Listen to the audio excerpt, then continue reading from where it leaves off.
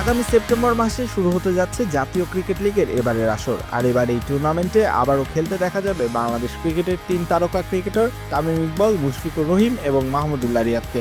তামিম ইকবালকে নিয়ে জটিলতা থাকলেও শেষ পর্যন্ত খেলতে দেখা যাবে তাকে। এছাড়া মুশফিকুর রহিম, মাহমুদুল্লাহ রিয়াদকেও দেখা যাবে আসন্ন টুর্নামেন্টে। বিষয়টি বৃহস্পতিবার নিশ্চিত করেন টুর্নামেন্ট কমিটির চেয়ারম্যান আকরাম খান। তিনজন খেলবে। তামিম চিটাংয়ের সাথেও কথা বলেছে, তামিমও খেলবে। মুশফিক মোস্ট অফলি সে সিলেক্টরদেরকে রিকোয়েস্ট করেছে, ও মনে হয় সিলেক্টের পরে খেলতে চায়। রিয়াদের সম্বন্ধে কোনো কিছু আমাকে বলে নেই, মানে সিলেক্টরদেরকে বলেনি, বাট মোস্ট অফলি ডেফিনেটলি ও খেলবে। শারীরিক অসুস্থতা কাটিয়ে লম্বা সময় পর খেলার মাঠে ফিরতে যাচ্ছেন জাতীয় দলের সাবেক অধিনায়ক তামিম ইকবাল। তবে এনসিএলে এবারের আসরে খেলার জন্য রাজশাহীতে থাকছেন না মুশফিকুর রহিম। ওয়ালটন এখন দেশের সীমানা পেরিয়ে পৌঁছে গিয়েছে 50টিরও বেশি দেশে।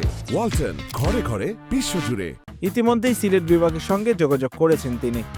এনসিএল টি-20-র গত আসরে তামিম 4টি ও মুশফিক 2টি ম্যাচ খেললেও ছিলেন না মাহমুদুল্লাহ রিয়াদ। গতবার এনসিএল এর সম্পূর্ণ আসর হয়েছিল সিলেটে, আর এবার আসর বাড়াচ্ছে বাংলাদেশ ক্রিকেট বোর্ড। যুক্ত হচ্ছে রাজশাহী এবং বগুড়ার ভেন্যুও। ভেন্যু পাওয়াটা আসলে ডিফিকাল্ট ছিল, কারণ কি জায়গায় দুইটা মাঠ দরকার, তো অনেক চিন্তা ভাবনা করে আমরা এখন সেটা চিন্তা করছি বগুড়ায়, রাজশাহী এবং সিলেট, এই 3টা জায়গায় আছে। এবং যেহেতু আমাদের হাতে এখনও প্রায় 40 দিনের মতো আছে, মোর 40 দিন, তো সেখানে গ্রাউন্ডস থেকে কালকে লোকরা যাবে, ওরা দেখে থেকে ওটা আমাদেরকে আপডেট দেবে, এবং সেটা হলে আমরা উইকেটে খেলাতে চাই। টি-20তে যেন রান হয় সেই জিনিসটা আমাদের মাথায় আছে, উইকেট এবং সব ফ্যাসিলিটিস আমরা ভালো দিতে চাচ্ছি।